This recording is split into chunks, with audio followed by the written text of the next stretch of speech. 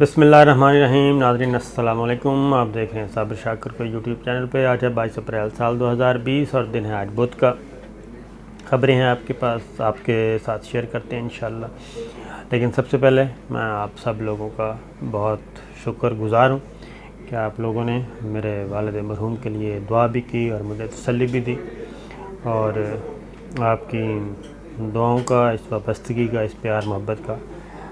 بہت بہت شکریہ۔ مجھے بہت بڑا حوصلہ ملا۔ اللہ تعالیٰ آپ سب لوگوں کو خوش رکھے اور آپ کے بزرگوں کو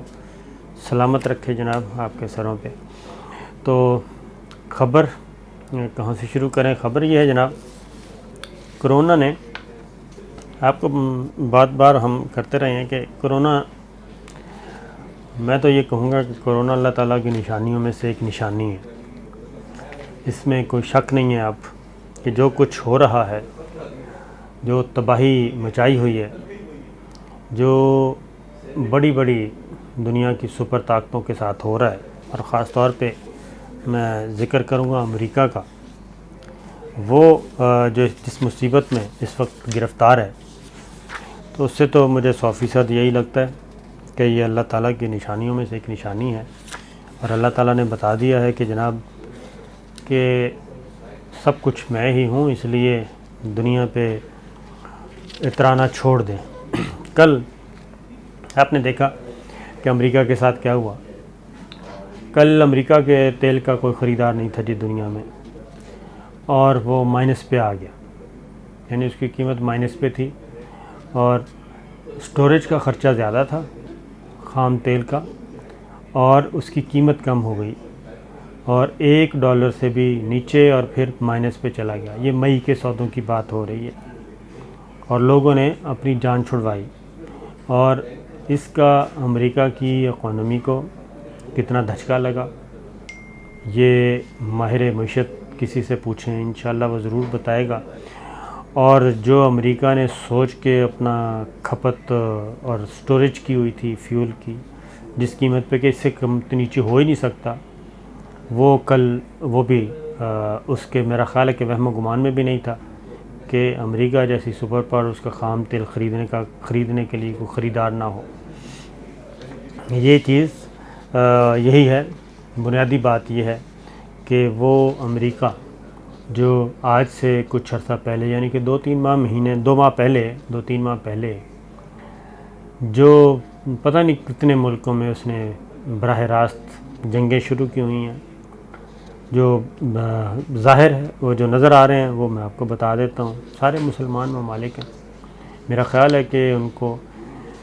جو عیسائی علماء ہیں ان کو شاید بتائیں، جوش بھی سمجھیں،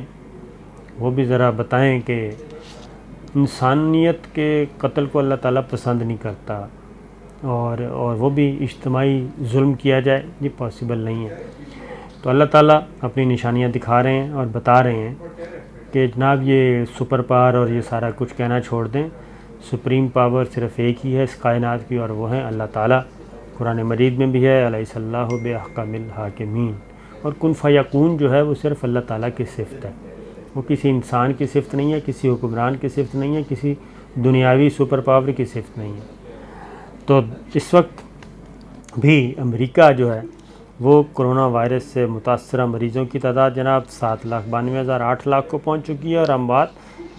42,500 ہو چکی ہیں، یعنی کہ 50,000 کی طرف وہ جا رہا ہے۔ اور سب سے نمبر 1 پہ اس کی اموات بھی ہیں اور نمبر بھی اس کے زیادہ ہیں۔ اٹلی میں 24,000 سے زیادہ ہو چکی ہیں، اسپین میں 21,000 سے زیادہ ہو چکی ہیں، فرانس میں 20,000 سے زیادہ ہو چکی ہیں، برطانیہ میں 16,000 سے زیادہ ہو چکی ہیں، اور ایران جو ہے وہ 6,000 کی طرف جا رہا ہے۔ چین 5,000 سے نیچے ہے ابھی تک، جرمنی میں تقریباً 5,000 ہیں، سعودی عرب 103، UAE 43، اور ترکی 2,140۔ تو کہنے کا مطلب یہ ہے کہ جناب اللہ تعالیٰ اس کرونا کی وجہ سے بہت ساری نشانیاں اپنی دکھا رہا ہے، اور دنیا کو بتا رہا ہے کہ پہلے تو وہ ایک مچھر، ڈینگی میں تو پھر مچھر نظر آتا ہے، کرونا تو نظر ہی آتا ہے، اس کا تو کوئی وجود ہی نہیں ہے،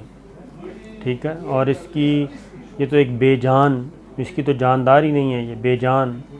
ایک ہے جناب، ساری دنیا، سارے سیاستدان بڑے بڑے لگے ہوئے ہیں، اللہ تعالیٰ اس سے بچائے۔ اور پاکستان میں جو چیزیں طے ہوئی ہیں جناب، وہ بھی نماز تراویح سے متعلق آج وزیر اعظم نے متنبع کیا ہے کہ اگر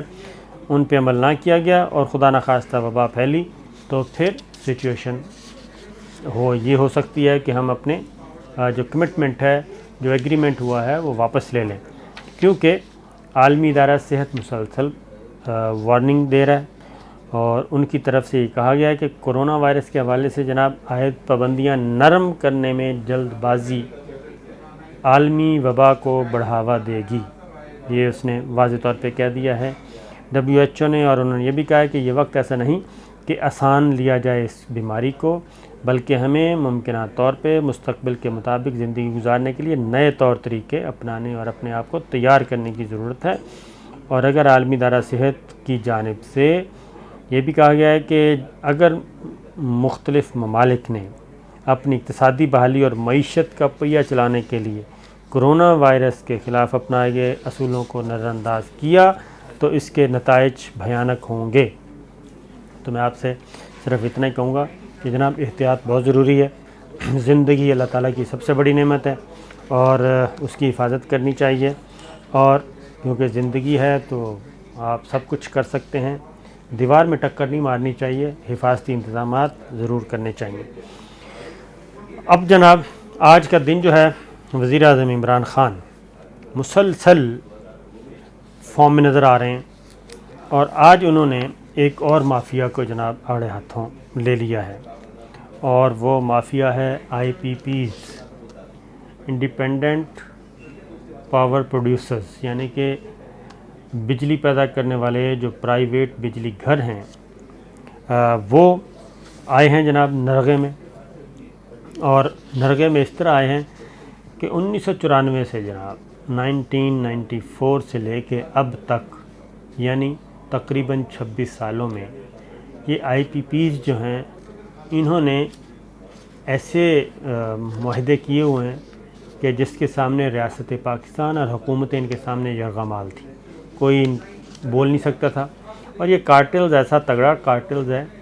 کہ یہ سارے رشتہ دار جو ہیں، یا تو یہ رشتہ دار ہیں یا خود ہیں، یہ جو پرائیویٹ بجلی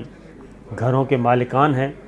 یا تو خود سیاستدان ہیں یا سیاسی خاندانوں سے ہیں یا ان کی رشتہ داریاں ہیں، اور اگر کوئی باقی بچتا ہے تو وہ ہیں جو انویسٹ کرتے ہیں پولیٹیکل پارٹیز میں، سیاسی حکمرانوں پہ انویسٹ کرتے ہیں۔ اور انویسٹ کرنے کے بعد اب جو رپورٹ سامنے آئی ہے، آج وفاقی کابینہ کا اجلاس تھا، کل تھا وفاقی کابینہ کا اجلاس تھا، اور اس میں یہ فیصلہ ہونا تھا کہ اس کو پبلک کیا جائے یا نہ کیا جائے۔ تو جناب وزیر اعظم عمران خان کا آپ کو پتہ ہی ہے، اور اس کے بعد جب ان کا موڈ دیکھا تو باقی وزراء جو PTI کے، خالصتاً PTI کے، اور شیخ رشید صاحب، انہوں نے کہا جناب اس کو پبلک کیا جائے، اور یہ رپورٹ پبلک ہو گئی۔ یہ 12 بجلی گھر ہیں،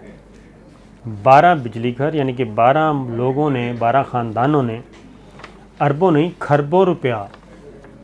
پاکستان کے قومی خزانے سے، پاکستان کی عوام سے نچوڑا ہے۔ ان میں کون کون سی ہے؟ لبرٹی پاور ٹیک ہے، اٹلس پاور لمیٹڈ ہے، جناب اٹک جیم لمیٹڈ ہے، نشاط پاور لمیٹڈ ہے، نشاط چونیا ہے، فاؤنڈیشن پاور لمیٹڈ ہے، اورینٹ پاور لمیٹڈ ہے، سفائر پاور لمیٹڈ ہے، اینگرو انرجی لمیٹڈ ہے، UCH2 ہے، سیف پاور لمیٹڈ ہے، اور ایک ہے جناب HS روئی ہے یا رائے ہے، ساہیوال کی کول پاور پروجیکٹ۔ تو جناب یہ ہیں لوگوں، اور اس رپورٹ میں کیا ہے، پرائیویٹ بجلی گھروں نے کتنا مال بنایا، یہ پیپلز پارٹی سے شامل ہے، مسلم لیگ نواز شریف فیملی بھی، بھٹو فیملی بھی، دونوں شامل ہیں، زرداری صاحب کی فیملی بھی شامل ہے۔ یہ انہی کے زمانوں میں یہ سب کچھ ہوا ہے، اور اتنی سخت شرائط معاہدے کیے ہوئے ہیں کہ بجلی پیدا کریں نہ کریں ان کا کھاتہ ہم نے ضرور بھرنا ہے، ان کے بینکوں میں اربوں روپیہ ضرور ڈالنا ہے، یہ ہے۔ اور انکوائری کمیٹی کی رپورٹ جی IPPs کے 20 سالہ ڈیٹا کی بنیاد پہ تیار کی گئی ہے، اور پاور پالیسی 94 کے تحت قائم ہونے والی 16 IPPs پر ٹوٹل 51 ارب روپے کی سرمایہ کاری ہوئی، اور یہ 415 ارب روپے اضافی منافع اور 310 ارب کا اضافی یہ ہے جناب ڈیویڈنڈ حاصل کر چکے ہیں۔ 310 ارب اور 415 ارب، یہ ہو گیا 725 ارب ٹوٹل۔ 51 ارب کی سرمایہ کاری، ذرا آپ تصور کریں، 725 ارب روپیہ وصول کیا جا چکا ہے۔ زیادہ تر آئی پی پیز نے اپنی سرمایہ کاری کی رقم 2 سے 4 سال کے اندر کما لی، اور ان آئی پی پیز نے سرمایہ کاری کی کل رقم سے جناب 18 گنا منافع اور 22 گنا 18 اور 22 40 گنا زیادہ پروفٹ حاصل کر چکے ہیں۔ 6 کمپنیوں نے 60 سے 79% تک سالانہ منافع کمایا، جبکہ 4 کمپنیوں نے تقریباً 40% سالانہ۔ ایسا کوئی ہے جی جناب کہ آپ اربوں روپیہ کمائیں؟ پاور پالیسی 2002 کے تحت 2394 2934 میگا واٹ بجلی مجموعی صلاحیت کی تیل اور گیس سے چلنے والی 13 آئی پی پیز قائم کی گئیں۔ ان 13 کمپنیوں پر مجموعی طور پر 57 ارب روپے کی سرمایہ کاری کی گئی، لیکن گزشتہ 8 سے 9 سال کے دوران آئی پی پیز نے 57 ارب کی سرمایہ کاری کے بدلے میں 203 ارب روپے کما چکی ہے جناب۔ اور جبکہ کمپوننٹ ڈیٹ کی مد میں 263 ارب روپے اضافی،